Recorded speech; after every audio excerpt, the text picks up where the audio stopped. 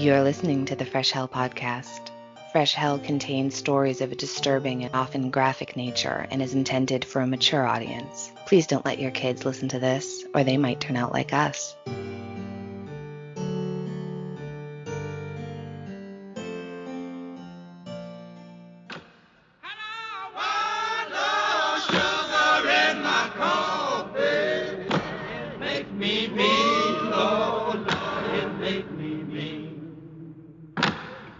I'm Woody Overton, host of Real Life, Real Crime, the podcast.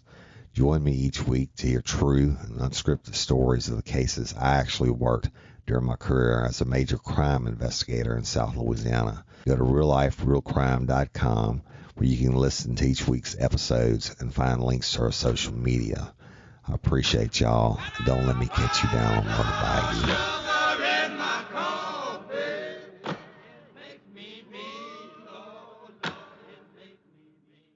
And that was fellow podcaster Woody Overton. He is a veteran law enforcement professional with, as you heard, a very interesting podcast. As you heard, the name of the podcast is Real Life, Real Crime, and I already listened to quite a few of his episodes, and I have to say they're really dark, but they're really good. And I like the angle that it's only cases that he personally worked on, so he really knows what he's talking about. And I can recommend the Screwdriver Red series that he made. That's a really, really good one. Yeah, so welcome, everyone. Welcome. This is the Fresh Hell podcast. I'm Annie. And I'm Johanna, and we're your international source for all things terrible. Johanna, tell me, do you know what it means to miss New Orleans? Yes, I kind of do, because I went there on vacation like 3 years ago, I think. Okay, and what were your favorite things? What do you miss? Okay, look, I want to be completely honest with you guys. I'm not so into New Orleans. Really? Okay, wait, let me explain. Yeah. I do love Louisiana. I like New Orleans. You remember in our last episode I mentioned how tourists are kind of disappointed when they go to Venice because, I don't know, they expected something else or they made it bigger in their head. Yeah, I do. And I honestly think that's what happened to me. Like, I always wanted to go to New Orleans ever since I was a teenager. And, Interview with a Vampire came out. I was so fascinated. Oh, yeah, that series was amazing. I was also completely obsessed with was it the Witching Hour series? It's so good. 3 years ago, I finally got there, and I think there was just no way that it could have been everything I made it out to be in my head. And now, don't get me wrong, it's a beautiful city. It has great everything. I love the houses, I love the food, especially gumbo, and I cook that so often here now, and I always have to tell my US friends to send me all the things that I need for it. I love the music, I love the history. Oh, you know what I really liked in New Orleans? We took the ferry to Algiers Point. That was really cool. Nice. How about you? Have you been to New Orleans? I think you did, right? Yeah. My best friend, who's really more of a sister, she went to university and grad school there, and it's where she met her husband, and they were married there. So I went a few times when we were both in undergrad to visit her, and I have very fond memories of the gold mine and drinking hurricanes and hand grenades and flaming Dr. Pepper shots and lots of beads. And then once we were older, things like, they had the most amazing second-line band at their wedding, ghost tours, and just the food was so good. And that was all great once we were a little older and sort of, over Bourbon Street. Yeah, Bourbon Street was like one of the things I really didn't like too much. I mean, in my 20s, I would have absolutely loved it there. And the houses in the French Quarter, they are amazing. Yeah, and we stumbled upon this really old-fashioned drugstore / pharmacy, like you have them in the movies. And the owner told me that this was a family business for over 100 years already. And they had this old-time soda fountain in there. I went in because I wanted to order a drink because I saw it through the shop window. And unfortunately, it didn't work anymore. But I did buy a cream soda in a can, so good enough, I think. I do. I love those places. And yeah, New Orleans is full of house porn. It's amazing. But yeah, I can absolutely understand having something in your head, that's then kind of hard to live up to. But yeah, that architecture, shopping on Royal. I got to try on I probably have a photo somewhere, $1 million tiara. Really? Once. Yeah, I got to talking to the guy behind the counter who was working on a tiara. I say tiara, this thing, I'm sure I have a photo somewhere, I'll find it. But yeah, they kind of locked me back behind the counter with them so that I couldn't run. And he held it he kept his hands on it at all times.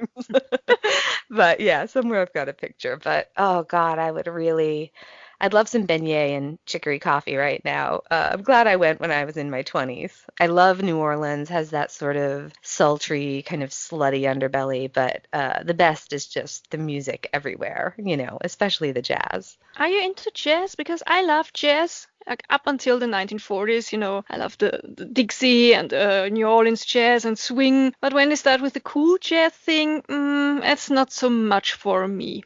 Yeah, no, I agree with you. We used to go into Cambridge a lot for jazz brunch. I shouldn't even talk about this at all because I'm not a jazz expert, but yeah, I like jazz in small doses, and I do also prefer earlier jazz.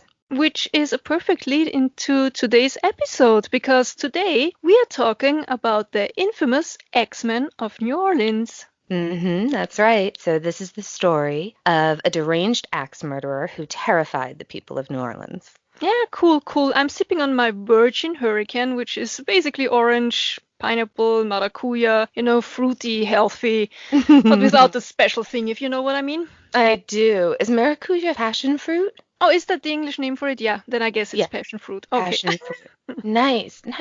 So I'm on day 17 of migraine or prodrome. And so you could say that I've been smoking jazz cigarettes all day in preparation for being able to get through this and look at a screen. So yeah, let's very quickly talk about what New Orleans was like back in 1918. So World War I started in 1914, and the United States didn't join in the fight until 1917. But most American cities and towns still, of course, supported the war effort.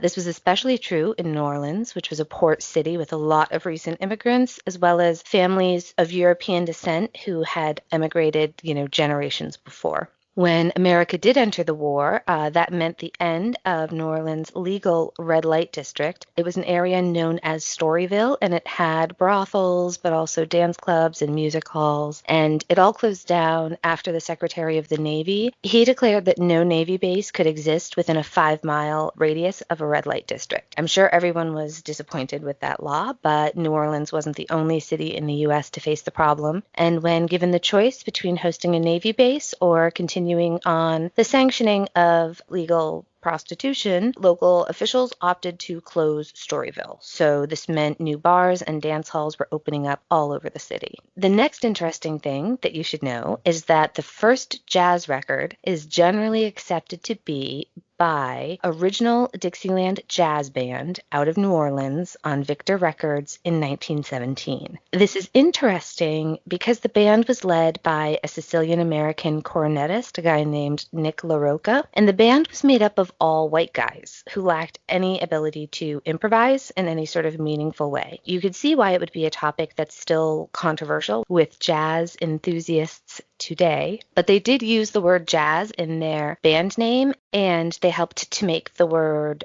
jazz a household word. Also, as a Bostonian, I am contractually obligated to mention that in the spring of 1918, Boston Red Sox pitcher Babe Ruth and Brooklyn Robins ace Rube Marquardt attended a crowd of about 5,000 fans at Heineman Park for an exhibition game. So got that out of the way there. Has to be done. In 1918, there wasn't any home refrigeration, right? So people had ice boxes if they were lucky. Women would shop twice a day, once for the afternoon meal and once for the evening meal. And so you had these little grocery stores popping up on every other corner, small family businesses, and most were owned by Italian, predominantly Sicilian families. It's not very convenient to live without a refrigerator. I have to say that, but I also have to say I think this way of life was not the worst. If you know what I mean. You went shopping in your direct neighborhood, you know the people there, they knew you. I think that's nice. No, I agree. I used to have a really small market at the end of my the street in the old town that I lived in before here, and I used to go all the time. It's one of the things I miss most about Wayland, actually.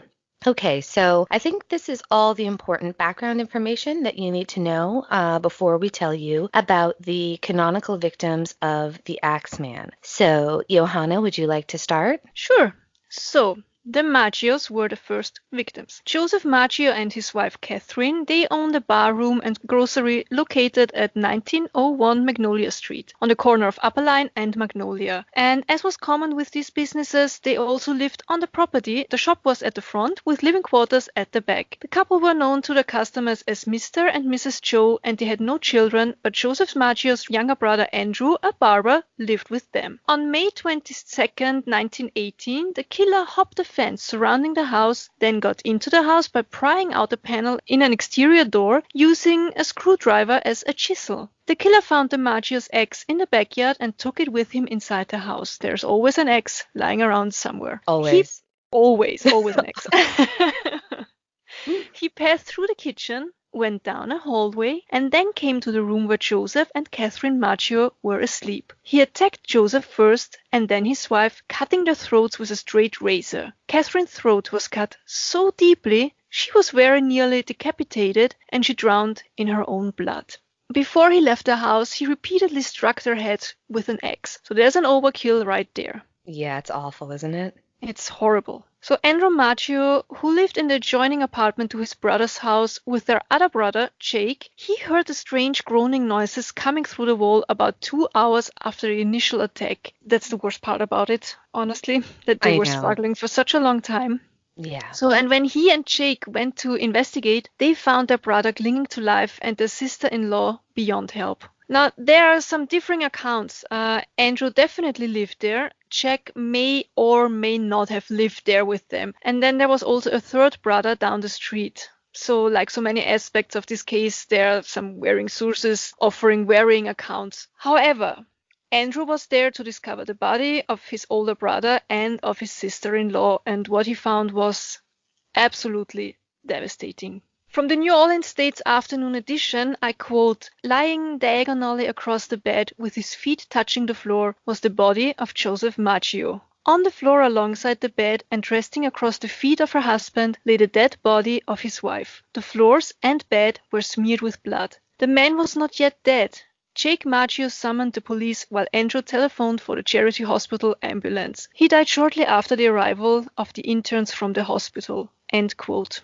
And unfortunately, as the article said, Joseph died minutes after being discovered by his brother and before the police could even arrive. It's just so sad. It gets worse. It always does. We know it always gets worse. So Andrew Maggio blamed his failure to hear the attacks on the fact he'd been out all night drinking because he was about to be shipping out with the Navy, joining in the fighting of the First World War. So he was more or less passed out drunk. And I don't blame him there. Happens. What can you do? Yeah. Oh, yeah. But, like, apart from the killer chiseling out the door panel, you really wonder how much noise there would have been, right? If he very quickly slit their throats when they were sleeping, maybe there just wouldn't be that much noise. Yeah, I agree. I think if he broke in using a chisel and no one heard him, it's likely that they could have been killed without waking anyone either. Exactly. So in the apartment, the police found a bloody mess. Blood had been splattered more than 7 feet up the wall. You have to imagine that. They also found the blood-soaked clothes of the killer, who had apparently cleaned himself up and then changed into a clean set of clothes before fleeing the home. Do we actually know if he took the clothes from the house or... I actually don't know. I never read anything. Did you ever see anything about that? It's unclear, I think. I guess he took something from there, no?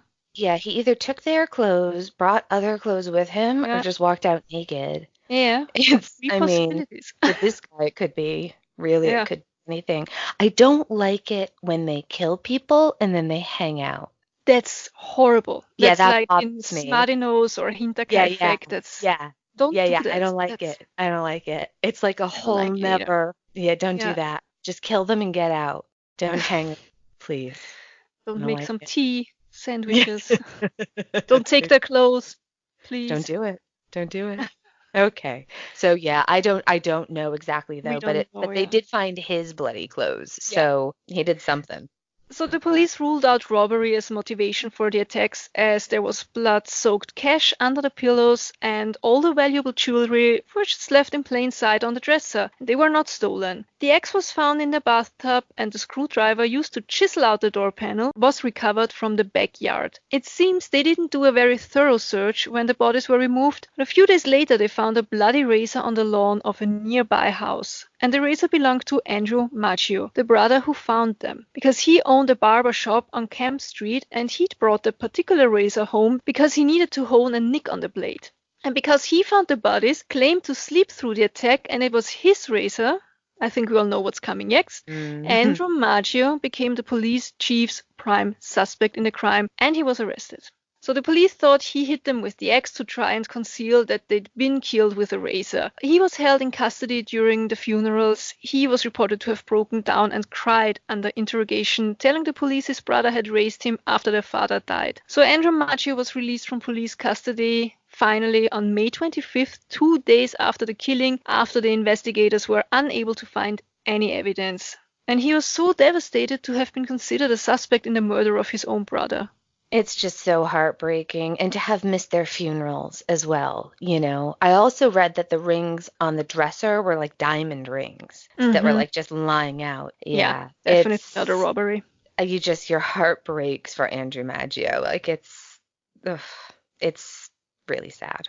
Another interesting thing, or maybe not important for the case, but definitely interesting, is what the police did find about a block away from the Maggio house. Because there was a message scrawled in chalk, seemingly by a child, which read, quote, "Mrs. Maggio is going to sit up tonight just like Mrs. Tony," end quote. Yeah, okay. So what happened is, and this is hard because you see these other attacks referenced all the time, and that could be a whole other podcast episode, honestly. But essentially what happened is in the early part of the 1910s, a lot of this is still up for debate, and you'll read varying accounts with different facts. But the things I've seen most often is that on August 13th, 1910, there was a grocer named August Crudy. He and his wife woke up to a man with a meat cleaver in their bedroom demanding money. He then hit them both in the head with the cleaver and left the house. Weird thing, when he was leaving, he took the couple's pet bird with him. It was a mockingbird. And so a neighbor later testified that she saw a barefoot man carrying the couple's bird cage a few feet before letting the mockingbird go, putting his shoes on, and just carrying on his way. Fortunately, though,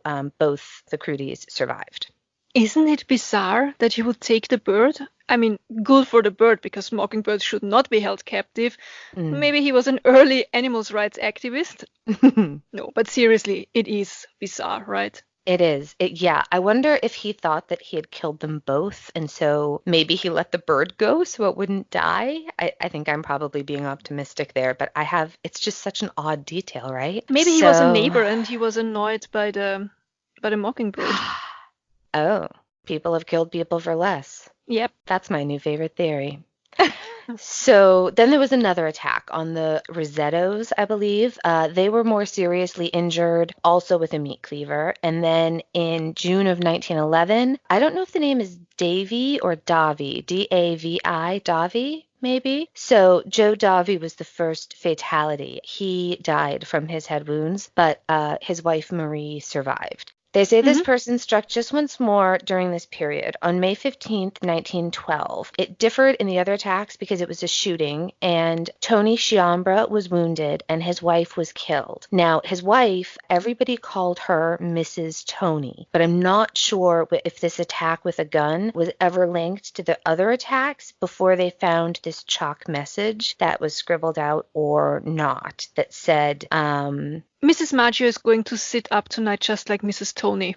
Right. So that's what they were thinking, is that's what they meant by Mrs. Tony. So now all of a sudden police were thinking that there's a connection between those attacks. So I don't want to get too into it, but it's worth noting that this seems to have happened, and then there was a lull from 1912 until 1918. Which is when our main attacks that we're talking about. I mean, it looks like the only thing linking it, though, is to the Axeman is the chalk message after the Maggio attack. Right. Some people think that the hatchet attacks were the earlier works of the Axeman. As far as I know, there's zero evidence to support that. It's just... It could also be like kind of a copycat. If those attacks were in the newspaper, maybe, and, you know. Could be. It's possible.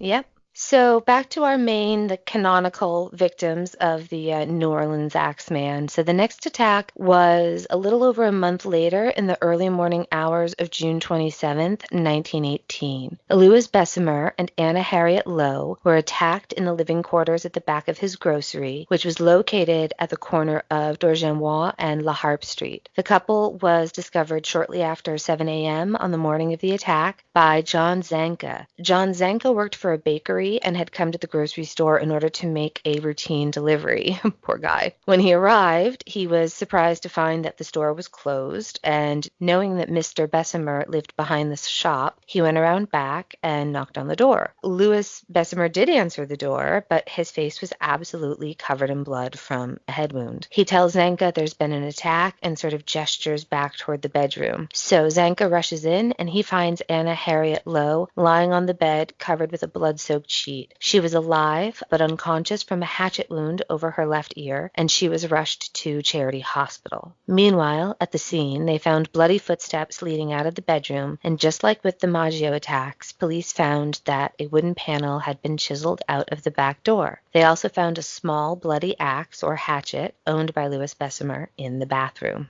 Unlike the other attacks, though, where the victims had been attacked in their beds, the police believed, based on blood evidence, that Harriet had actually been attacked on the porch that was located to one side of the living area. She had then probably either dragged herself back in or more likely had been carried to the bed by Louis. Louis told police they had been sleeping when they were attacked. Okay, so Anna's at Charity Hospital. Her name is Anna Harriet Lowe or Harriet Anna Lowe. I'm going to try to keep calling her Harriet because there's another victim with Annie or Anne, so we'll call her Harriet. As at Charity Hospital, where she regains consciousness and was able to make a few statements to the police. So first she claimed that she had been attacked by a mulatto. If you're unfamiliar with that term, it's an old-fashioned and sometimes racist way to describe someone with one white parent and one black parent. Almost immediately, police arrested Louis Ubicon, who was a 41-year-old black man who had worked in Bessemer's store a week or so before the attack. There was absolutely no evidence against him, but police arrested him anyhow, stating that he had offered conflicting accounts of his whereabouts on the morning of the attack. Harriet, though, was making other statements that didn't make a lot of sense. She was sort of in and out of consciousness and suffering from a major head wound. And so that issue and the complete lack of evidence against Louis Ubicon convinced police to release him. Now, sometime when Harriet was still in hospital, a couple of more scandalous things happened. The first was that Louis Bessemer's wife arrived back in town from Cincinnati. She'd been ill, and while she was recuperating with family, good old Louis had gotten himself a girlfriend. Harriet Lowe was not his wife, as everyone had thought. She was, in fact, his mistress. Ooh, scandal. I know. This was all made even worse when the police were searching the crime scene and they found a bunch of letters written in foreign languages. German, Russian, Yiddish. Those are what they said they had found were discovered in a trunk at his house. So they were probably written in Polish and Yiddish, but records are really hard to come across. Either way, police thought that Louis Bessemer, who was Polish, was maybe a German spy. Remember, we're in the middle of World War I, and there's a lot of negative sentiment toward Germany. Plus, Germans seem to play a part in many crime cases back in those days. I mean, I'm just saying Lindberghs, Marinos. Yes, those Germans and their axes, So, and at that time, Poland was still part of, I guess, enemy lands. It was part of the German Austro-Hungarian sort of empire. Yeah, so it was, what were you telling me? It was the Kingdom of Poland, but it wasn't. Yeah, but it was also divided into three parts, like one part belonged to Russia, one part belonged to Germany, and yeah. Exactly. So it wasn't its own country yet. So we're not going to give you I think Poland became its own country in 1918, but I will have to read up again on that. My high school years are long over. Yeah. If you're interested in it, go and check it on Wikipedia. Yeah, you can find it all there. Solidarity. So, yeah. So in any case, they found these letters, which, if once you know that, it doesn't actually seem that bizarre that the man would have letters in Russian, German, Yiddish. It's like, oh, well, that makes perfect sense, right? It's not weird at all. But the government started a full investigation of him because of these letters. And then to make matters worse, Harriet then told police that she thought that Louis Bessemer was in fact a German spy working for the Kaiser. So he was arrested Nice. immediately, right? Oy. So, but then he was released 2 days later, and the officers that were investigating the case that decided to arrest him, they got demoted for shoddy police work. So that's good. Despite her claiming she thought he was a spy, when she was well enough to leave the hospital, she went back to the home that she shared with him just a few weeks after the attack. I have no idea what happened to Lewis's wife. I'm guessing that she just fucking noped out of that whole situation, and who can blame her? So, I mean, that's right? pretty gutsy to go there. Yeah, yeah. Who does that?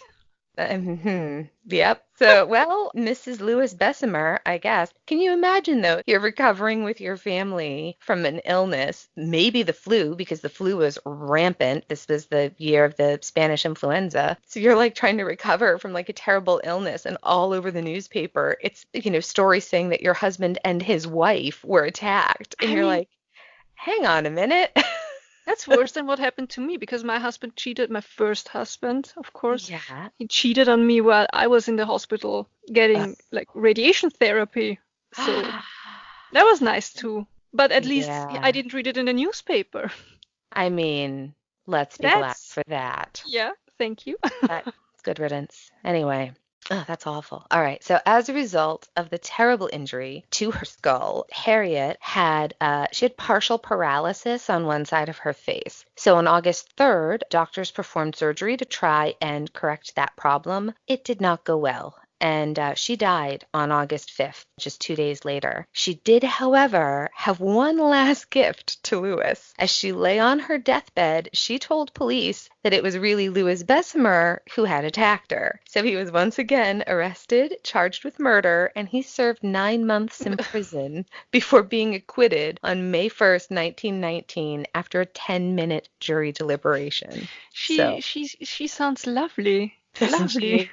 Lovely.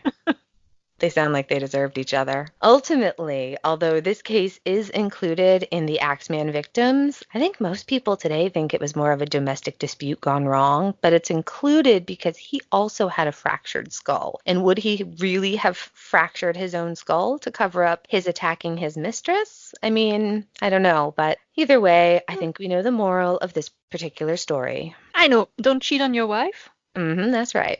Okay. So on August 5th, 1918, the same day Harriet Lowe died from complications of the surgery, 28-year-old Anna Schneider was found by her husband shortly after midnight when he returned to their home on Elmira Street after working late that night. Anna, who was 8 months pregnant at the time, said she awoke to a dark figure standing over her bed, and that's all she remembered. She had been bludgeoned with her own bedside lamp. Apparently there was no axe handy on the property, but the Axeman always used weapons found at the scene to commit his attacks. Thankfully for Anna, she was unable to remember anything, and remarkably, she gave birth to a healthy baby girl just a few days after the attack. That really is amazing, isn't it? It is, yes. And also there was no chiseled outdoor panel this time. It seemed the attacker had entered the house through a window instead of through the back door. And as usual, nothing major was stolen, just possibly, a few dollars from a wallet. So James Gleason, who police said was an ex-convict, was arrested shortly after Anna Schneider was attacked. Gleason was later released due to complete lack of evidence.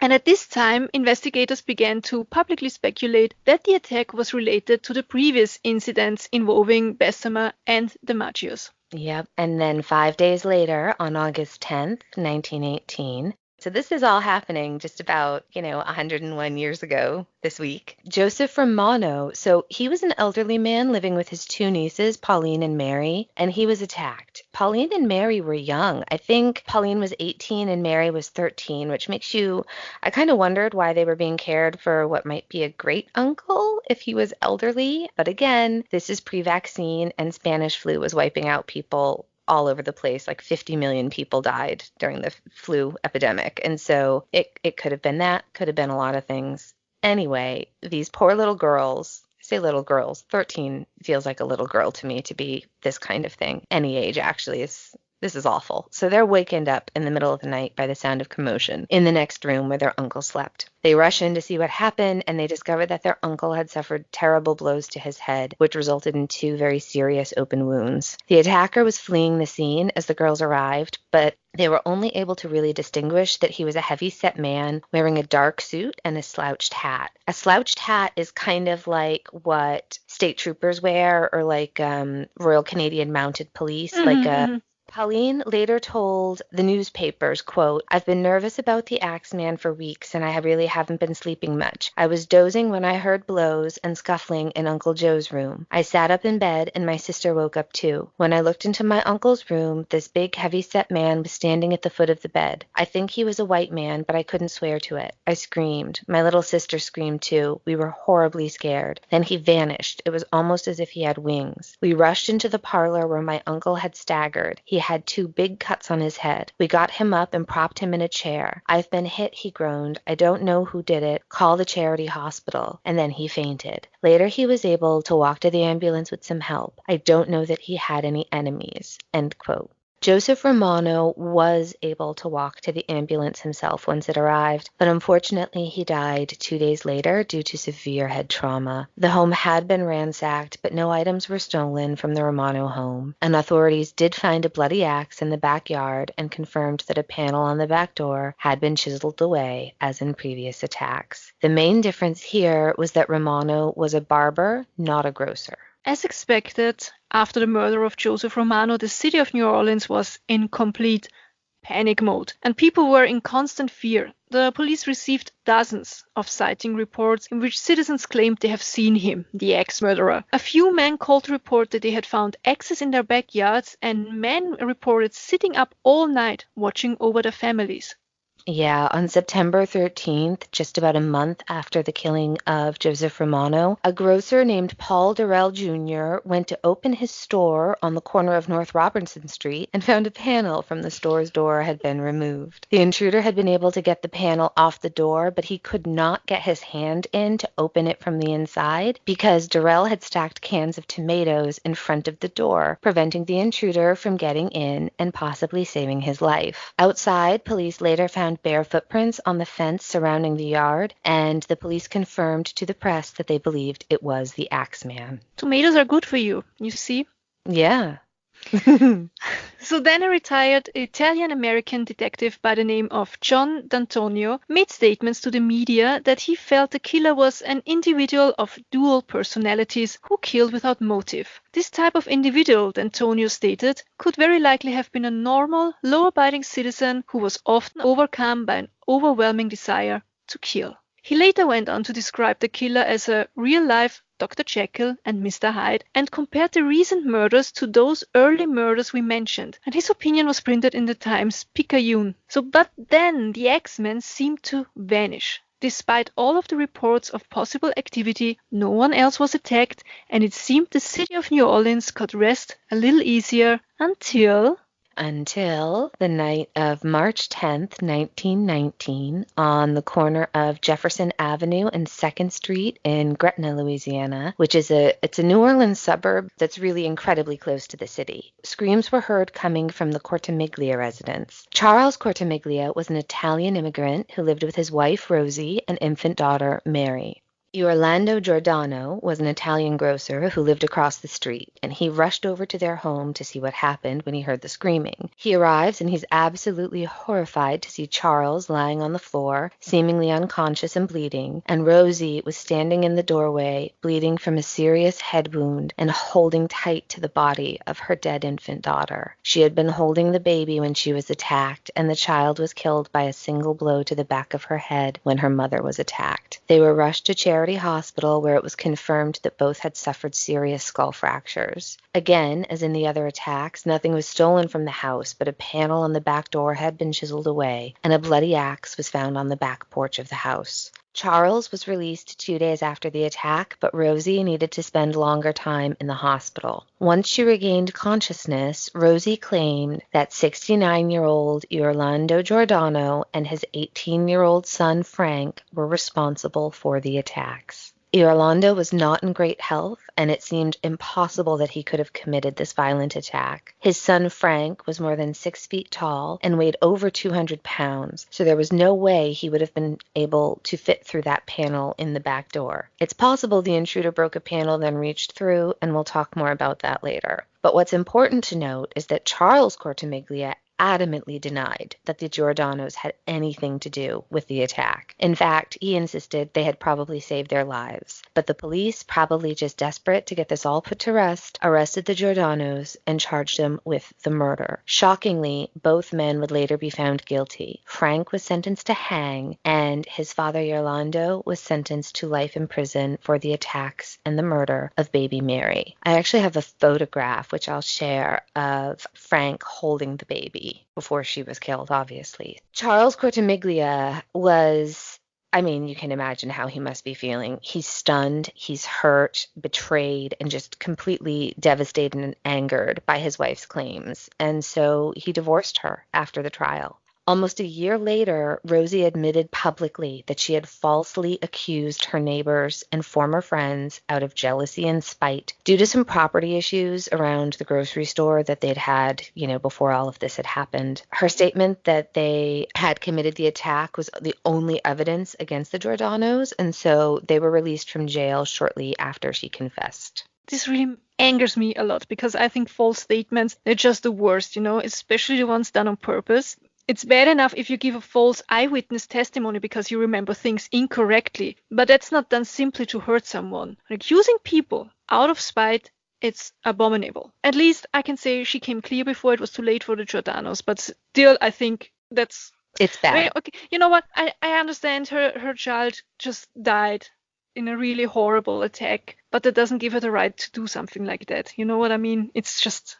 I do. Well, and also she knew it wasn't them. And so she did just lose her baby in an attack. And by doing that, now the police aren't looking for the person who actually killed her baby, right? Because they think, so I did read one account that said that she had actually been arrested as a witness and the police coerced her into saying that it was the Giordano's, which if that's the case, I'm a little bit more sympathetic, but still, I think we'd all like to think that no matter how much pressure was being put upon us, that in a situation like this, we would tell the truth, right? I mean, that's what we'd hope. I read another account that said when she walked in to make this big public declaration, her formerly beautiful face, I guess she was just absolutely ravaged by smallpox scars, like she'd barely survived. And so she made this very dramatic statement about how she'd lost her daughter, her husband, her youth, and her beauty, all because she had lied, and then now she was being punished for it. Both of those things might be true, or it could be that none of this is true, but I thought it was worth mentioning. It's super theatrical to imagine her like that. So dramatic, right? I imagine like a veil and she pulls it up and smallpox.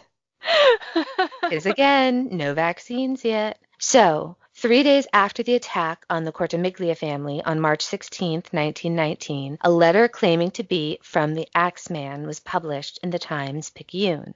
And we have asked our friend Woody to read this letter so it sounds a little bit more authentic. So here is our friend Woody Overton from the podcast Real Life, Real Crime, reading the letter from the Axeman of New Orleans.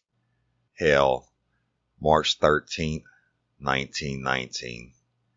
Esteemed mortals of New Orleans, they have never caught me, and they never will. They have never seen me, for I am invisible, even as the ether that surrounds your earth. I'm not a human being, but a spirit and a demon from the hottest hell. I am what you Orleanians and your foolish police call the Axeman. When I see fit, I shall come and claim other victims. I alone know whom they shall be. I shall leave no clue except my bloody axe, besmeared with blood and brains of he whom I have sent below to keep me company. If you wish, you may tell the police to be careful not to rile me. Of course, I'm a reasonable spirit. I take no offense at the way they have conducted their investigations in the past. In fact, they've been so utterly stupid as to not only amuse me, but His Satanic Majesty, Francis, Joseph, etc. But tell them to beware. Let them not try to discover what I am, for it were better that they were never born than to incur the wrath of the Axeman. I don't think there is any need of such a warning, for I feel sure the police will always dodge me, as they have in the past. They are wise and know how to keep away from all harm. Undoubtedly, you Orleanians think of me as a most horrible murderer, which I am, but I could be much worse if I wanted to. If I wished, I could pay a visit to your city every night. At will, I could slay thousands of your best citizens, and the worst, for I am in close relationship with the angel of death. Now, to be exact, at 12:15 earthly time on Tuesday night, I'm going to pass over New Orleans. In my infinite mercy, I'm going to make a little proposition to you people. Here it is.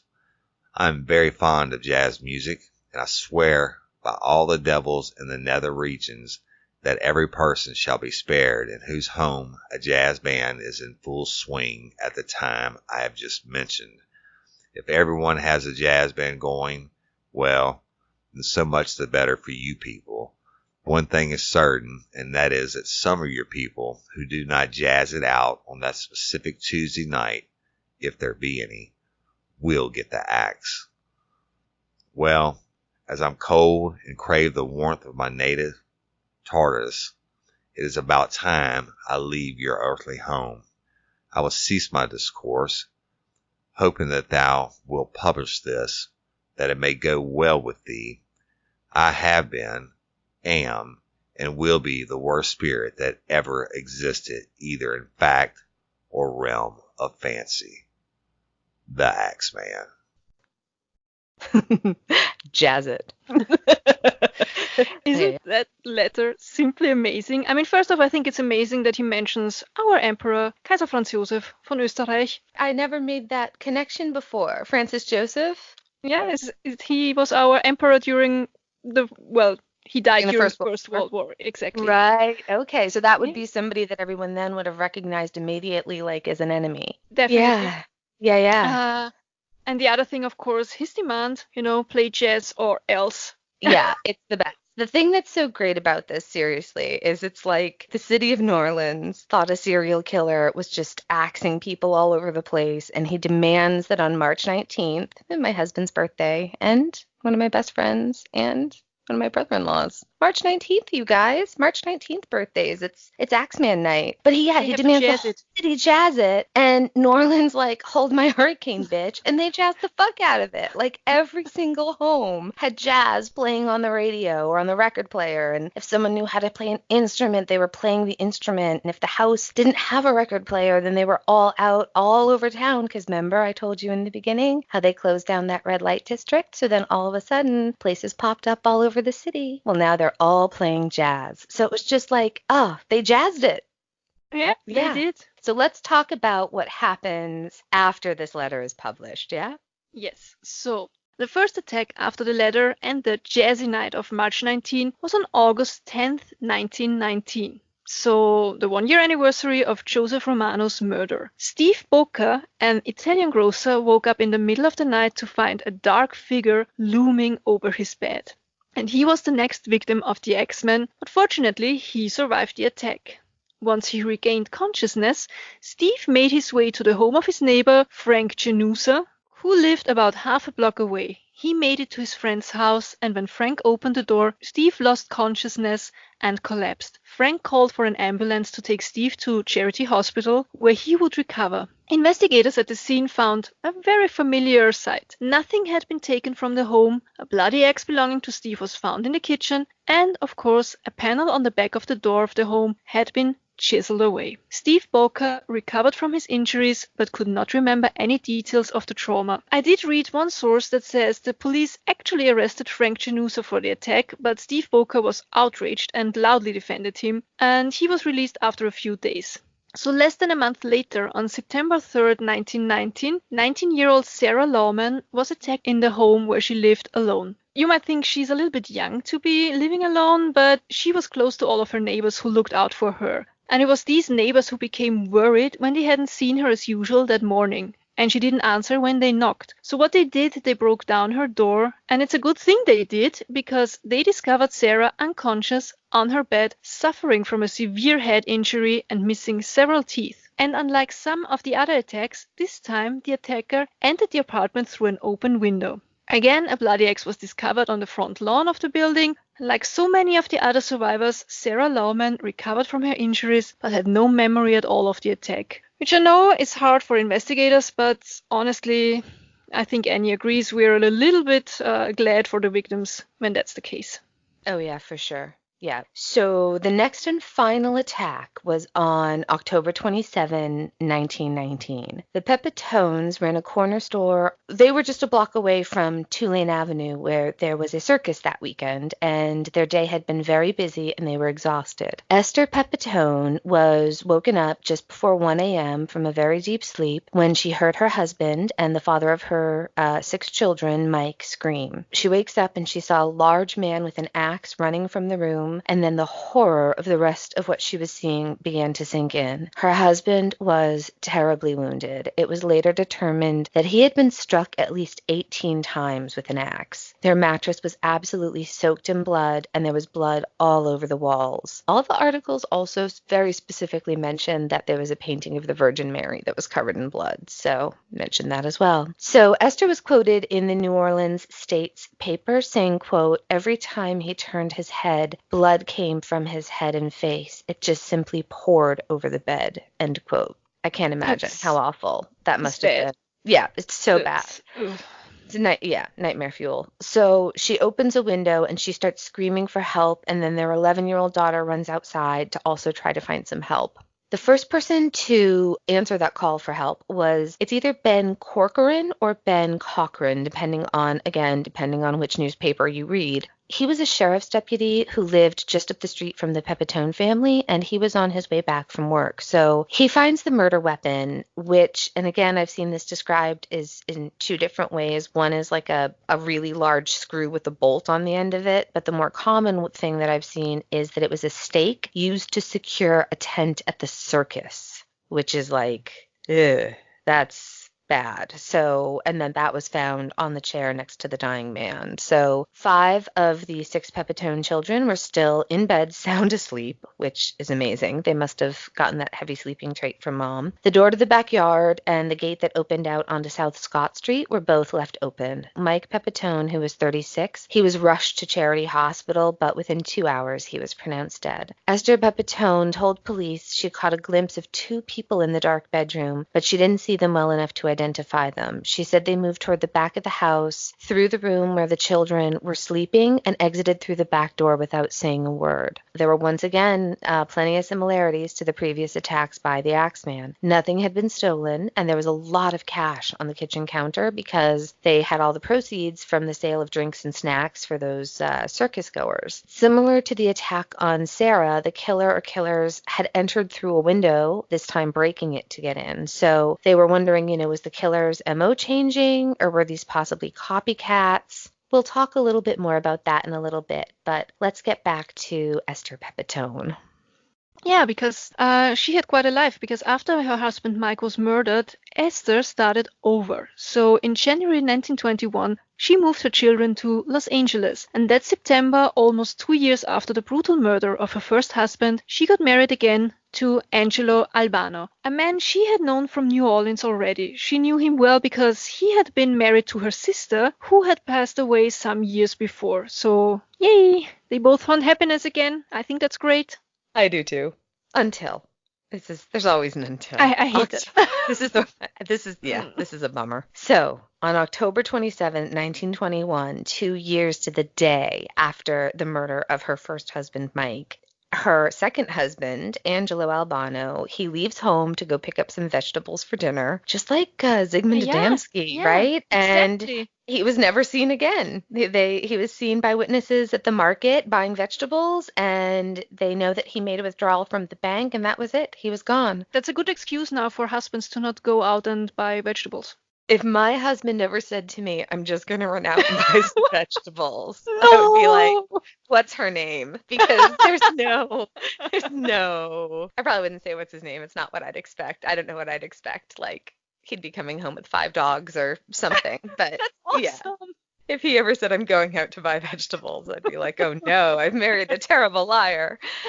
So yeah, this poor woman and poor Angelo, he's gone. He's never been found. He's yeah. So then on December 5th, 1921, at about noon, Esther Albano, she's home with 3 of her children at their home at 554 East 36th Street in Los Angeles when a guy named Doc Mumphrey knocks on the door. She went to answer the door, and she tells police, quote, he placed his hand on his hip pocket and demanded $500 and my jewelry. He said if I didn't give him the house, he would kill me the same way he had killed my husband, end quote. And Esther thought that he was talking about Angelo, right? And so our girl Esther's like, okay, all right, just a moment. And so she goes back into the bedroom to get her jewelry and a couple of .38 revolvers because she has fucking had it, right? So she returns back to Doc Mumphrey and she shoots. But her first shot misses and he's pulling his gun. But don't worry, the next shot hits him, I think, straight in the face, as does the next and the next and the next. And when that gun is empty, she pulls out that second gun and she just keeps shooting him as he rolls down the steps and his lifeless body is on the sidewalk outside her home. I think the last 4 shots she fired into his dead body on the sidewalk. She then walked over to the grocery store next door and asked them to please call the police. She had quite some anger build up there, I guess. I mean, I get it. Yep. I support her 100%. So, Los Angeles Times, 6th of December, 1921. Quote, 11 bullets fired yesterday by Mrs. Esther Albano, 32 years of age, into the body of Mr. M.G. Leone, and which forever closed his lips, left Captain of Police Heath holding a dozen tangled clues to what may be 2 murders, both centering on an Italian blackmailing plot. Beginning with the kidnapping, October 28, of Angelo Albano, 33 years of age, a wealthy Italian landowner and husband of the woman who says yesterday she attempted to avenge him. Here is her complete statement as taken down by the police and signed by Mrs. Albano. Quote, within a quote, Leone was known to me by the name of Frank Mumphrey. At one time, he was my husband's partner. They purchased this house together, and my husband bought him out later. They had other business dealings together, but some months ago, my husband bought everything out and paid Mumphrey or Leone in full. On October 28, 2 months after our marriage, Mr. Albano told me he was going to the public market to buy some greenstuffs for dinner. He never returned. I reported the matter to the police and employed detectives, but could get no trace of my husband. A receiver was appointed for the property, and we were supposed to have opened the safety deposit box today. At just noon today, Mumphrey or Leone appeared at my house and asked to see me. I knew that he had one time been a partner to my husband and told him to come on upstairs. Once in the house, he placed his hand on his hip pocket and he demanded $500 and my jewelry. He stated if I did not give him the house, he would kill me the same way he had killed my husband. I grabbed my revolver and began to shoot. He tried to run, so after one revolver was empty, I seized another and killed him on the steps of my house. End quote. And I say good for her, because after all that poor woman had been through, I can definitely understand that she was in a full-on, try me mode. Right? I mean, I can't even imagine losing not 1 but 2 husbands to violence in as many years. And they did find a loaded gun in the pocket of Mumphrey. So in April of 1922, a jury took 40 minutes to deliberate, and they found Esther not guilty. And I think they probably got that right, because what we do know about Mumphrey is that he was a pretty shady guy. He was known to police in New Orleans and was known by a long list of first names, including Joseph, Leon, and Frank, and last names among them Manfrey, Monfrey, Mumphrey, and even Humphrey. So whatever his name, he had a long criminal record including extortion, blackmail, and violent acts against people he was trying to blackmail. So Esther Albano then started over again, returning with her children to New Orleans, where she lived quietly until her death in 1940. Yep. She's She is interred at the Greenwood Cemetery. And we do say interred because, people aren't buried in New Orleans because the crypts there are above ground because they have a lot of flooding. So Yeah. Yeah. that's the reason. That gets bad real fast if you don't do things right. I love New Orleans Yeah. cemeteries. Yeah, so it's a really popular theory that Mumfre was the Axeman. Now, some people think that when Esther killed Mumfre, she was saying that he'd killed her husband. They think she meant Mike Pepitone back in New Orleans and that she was identifying him as the Axeman. But if that happened, I couldn't find anything concrete. I think she was saying that he'd killed her second husband, talking about Albano, because remember, Esther had seen two men the night of Mike's murder. And I read there's a book by Miriam Davis called The Axeman of New Orleans, The True Story. And in her book, she says that Mumfre was actually imprisoned during a lot of the Axeman attacks, so there's no way it could have been him. Her book also has another theory that I do agree with. You remember that rather interesting article written by the Axeman? Well, she thinks that it wasn't written by the Axeman at all. She says, quote, "The Axeman was almost certainly not a well-educated person. He was working class. He was probably a burglar. This was not a person who would be at that time well educated, but the person who wrote that letter was extremely educated." End quote. She thinks a man named John Joseph Davila wrote the letter. He was a musician and jazz composer, and right after the letter was published, he came out with a composition called The Mysterious Axeman's Jazz, also known as Don't Scare Me, Papa. Davis said that he made a pile of money off that song, and she really thinks that he's probably the most likely suspect for the letter, which I actually think is a fair guess. Yeah, I think that sounds absolutely plausible. Of course, the letter created a very intriguing lore. It's way more interesting and haunting to have a guy who demands jazz, than a simple burglar slash murderer. Oh, yeah. I mean, Tartarus, right? That's not a Nah. term most educated people would even know. It's a Greek myth. It's Plato, the deep abyss of fiery hell, right? It's not something that your average citizen would use in a letter. Plus, he had Um, some really good humor in there. there really actually was some good humor, and Yeah. I chuckled like a prepubescent boy when I read the term nether regions, because that's what I used. That's the term I used to describe genitals. Like I'd say with the dog, like, "Honey, come over here. I think Tucker's got something wrong with his nether regions." Or, "I really like that your car has air-conditioned seats. It's pleasing to my nether regions." But so, yeah, I think the letter is kind of what makes it, the whole story so interesting. Jazz it or get the axe, cake or death. What do you think was the motivation for the attacks? Oh, it's hard to say. I mean, a lot of grocers were attacked, mostly Italian immigrants, most of them from Sicily, who they had pretty dark skin. So unfortunately, I think it's highly likely that racism and or xenophobia were part of the problem. Xenophobia is a word that we hear way too often lately, and what it means is a deep fear or distrust of foreigners. And so that book, that Miriam Davis had written, one of the articles I read, she had said, quote, "My suspicion is there's some sort of racial or ethnic anxiety, that he perhaps has this resentment of these not quite white foreigners who are doing better than he thinks they ought to be doing," end quote. And unfortunately, I think that's a really good theory. Yeah, xenophobia was the cause for many horrible things throughout history, and I don't see that ever changing, to be honest. Some people think that Black Hand letters are the root of the attacks, and the Black Hand is not an organization like the Mafia, but rather something an organization like the Mafia would do. Did these home businesses get threats and refuse to pay? I'm not sure. There's not any evidence there either.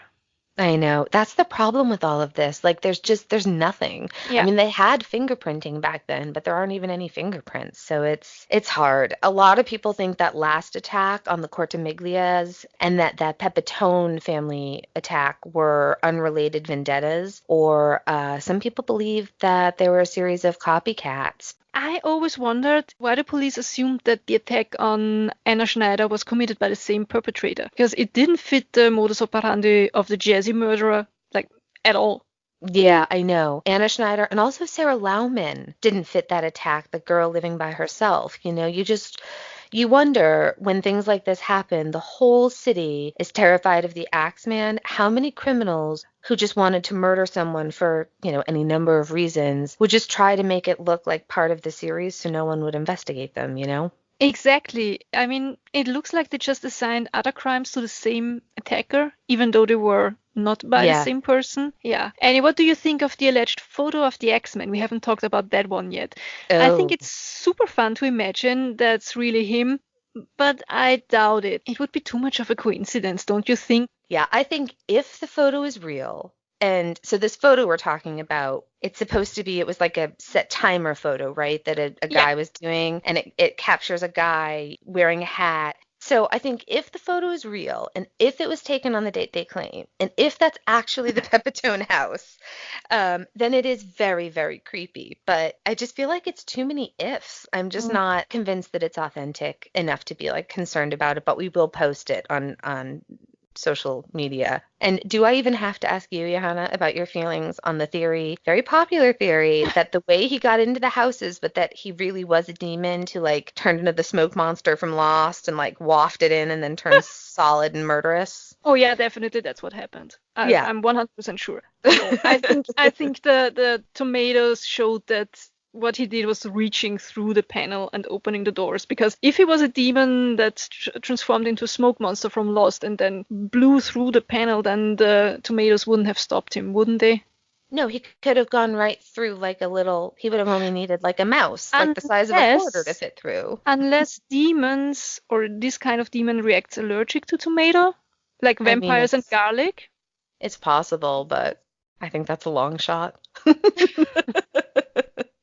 Does the letter somehow remind you of the letters from hell? Yeah, so this is the thing that I find crazy, right? You always see this case compared to Jack the Ripper, and I'm like, why? There's nothing except the letter. You know, it's literally, it's the letter is the only reason why it's compared to the Jack the Ripper case. It's just odd how often you see the two unsolved serial murders, compared. And that's assuming that, of course, the Axeman actually was one person, which I'm not sure. I'm not convinced it was one person. What do you think? I mean, first the letter, maybe I mean, it says from hell or hell, the date, blah blah Hell. blah. Yeah. Yeah, Um, it's possible that the person who wrote the letter read the from hell letters. They were printed in the newspapers. I of guess they were also course. printed in the States in the Yep. newspapers, maybe. So yeah. About was it one person or several persons? Honestly, the more I think about it, I think that there was not one X-Men. It's more likely that several people were committing crimes that were not connected to each other, and the police, the media or the law or whatever, smashed it all together. Because not all the attacks seem to be executed in the same or even in a very similar way. Yeah, I agree completely. I think probably that many were attacked for being Italian, unfortunately. I think a lot of the attacks were racially motivated. I read an article on the Smithsonian website. Let's see, it said so Italians owned 7% of grocery stores in New Orleans in 1880. By 1900, they owned 19% of the grocery stores. And by 1920, half of all groceries in the city were run by Italian Americans. So I think there might have been a lot of resentment of these just not quite white men prospering, and Super successful. They were yeah, very. extremely successful, yeah. Yep, the American dream, right? That's what it's all about. I think we've covered all of the main Axeman info. So that was a lot of axiness. Tell me something good. My something good is The X-Men's Chess. It's a novel by Ray Celestine, and it's actually a fun read. The author stays very close to the known facts about the X-Men murderer as possible, but he also spins an entertaining tale involving even Louis Armstrong. So if you're still looking for some, enjoyable read for summer at the beach or at the pool, I would say go for it. It's really it's Nice. it's not authentic, but it's entertaining. Entertaining. Yeah, yeah, yeah. Mine is a non-murder podcast. I know. You wouldn't know it from the title, though. It's called This Podcast Will Kill You. Have I suggested this before on No, We need to start. I need to start a something good list so we don't Yeah. repeat. Because, like, I swear, like every 6 weeks, I'll just be like, "Have I told you guys about the Great British Baking Show?" Yeah, this podcast will kill you. It's about disease, like history of disease, how diseases affect your body, how you treat them, and then at the end, how worried should you be about this particular disease? And Yeah.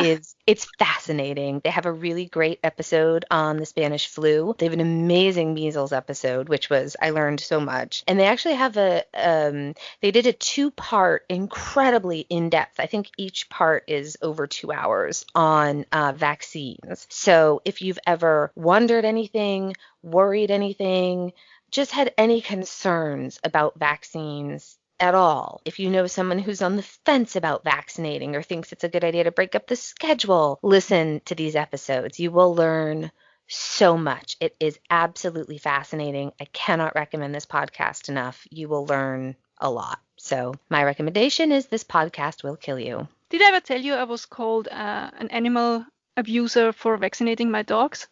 Oh my God. Oh, so But they'd rather the dogs die of like horrific preventable diseases. yeah, exactly. It's awful. It's awful. So, Anyway, please do us a favor, review and subscribe. Especially the reviews help us out a lot. Please come say hi on Facebook, in our Facebook group. Come say hi on Instagram. yeah, you can email us at freshhellpodcast@gmail.com. And as always, if you are going through hell, Keep going. and now we'd like you all to please jazz it. Bye. Tschüss.